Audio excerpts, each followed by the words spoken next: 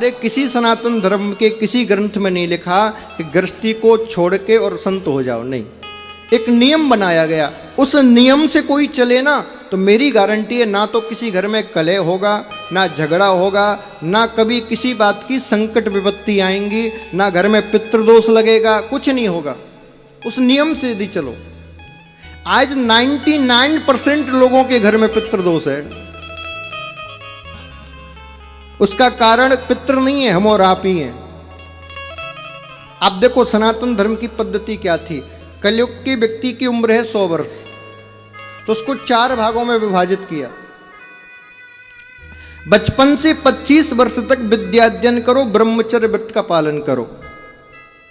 25 वर्ष से 50 वर्ष तक गृहस्थ आश्रम में रह के खूब भोगों को भोगो और खूब धन कमाओ, खूब। यदि धन कमाने के चक्कर में मंदिर जाने से बच रहे हो तो कोई बात नहीं, मत जाओ। यदि धन कमाने के आड़े में कोई साधना आड़े आ रही है तो साधना को भी छोड़ दो, क्योंकि यदि 2 घंटे 4 घंटे बैठ के माला जपते रहे तो धन कैसे कमाओगे। 50 वर्ष तक संपूर्ण तन मन धन एकाग्र करके केवल और केवल धन कमाओ और अपनी गृहस्थी को बड़ा करो। लेकिन जैसे ही 50 वर्ष पूरे हो जाएं, फिर अपनी पत्नी को साथ लेकर और यात्रा के लिए निकल जाओ। घर को छोड़ के फिर संपूर्ण तीर्थों की यात्रा करो, संपूर्ण भारत का भ्रमण करो, लोगों की संस्कृति को जानो पहचानो, संतों के पास जाओ, संतों से इस संसार के कल्याण की बात करो। और संतों के पास जाके ये मत पूछो कि महाराज जी मेरा बेटा नौकरी कब लगेगी या बेटी का विवाह कब होगा, नहीं।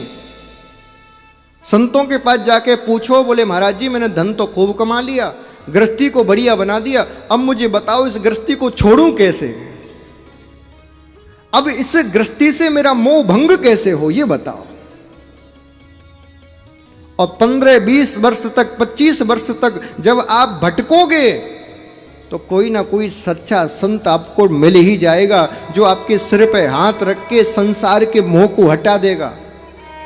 और जैसे ही संसार का मोह इस हृदय से हटे, फिर एकांत में ध्यान लगा के साधना करो और ऐसी साधना करो कि आप एक हो जाओ, यानी कि जीव में और ब्रह्म में कोई अंतर ना बचे, एक हो जाओ।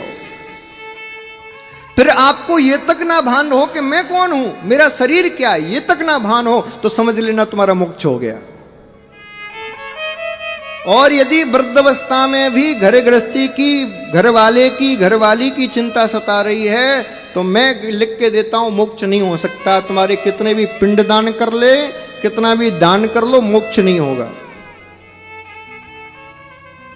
बेटा पिंडदान करते करते मर जाएगा, मोक्ष फिर भी नहीं होना। जब जीते जी तुम अपना नहीं कर पाए तो मरने के बाद बेटा कैसे कर देगा तुम्हारा, सोचने वाली बात है। थोड़ा बहुत सुकून मिल सकता है, मोक्ष नहीं हो सकता। इसीलिए जीते जी सब काम करके जाओ। सनातन धर्म में तो व्यवस्था बताई गई है कि 75 वर्ष के बाद यदि आपका जीवन बचता है तो सन्यास ले लो।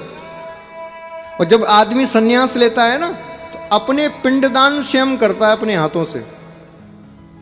अपने हाथों से जितने भी सन्यासी होते हैं ना, अपने हाथों से अपने पिंडदान करते हैं। बोले अब हम मर गए संसार के लिए, अब हमने अपने ही पिंडदान कर दिए, फिर कोई पिंडदान करे या ना करे कोई परवाह नहीं। ऐसा यदि जीवन जियोगे तो इस लोक में और परलोक में, दोनों लोकों में सुख पाओगे। और कहीं जिंदगी भर गृहस्थी के चक्कर में लगे रहे तो फिर यहां और वहां दोनों जगह दुखी रहोगे।